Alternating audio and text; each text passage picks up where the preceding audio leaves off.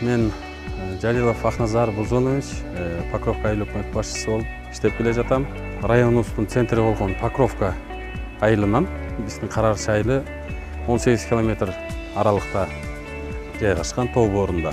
Ушул таза суу проблемасы болуп, 2 чакырым аралыктан канистра фляктар менен суу ташчу эле Дастанбек Арсбековичке ушул үнүбүз жетип, өзү келип көрүп ушул жерден канча бала ооруп аткандыгын, өзү санын тактап бардыгын көрүп, анан ушул таза суу долбоорун киргизип берди. Рахмат ошого. Ушул таза суубуз бүтүп калып, Кудайга шүгүр, бүгүнкү күндө бүт айылдын ар бир тургуну таза суу менен камсыз болуп атабыз.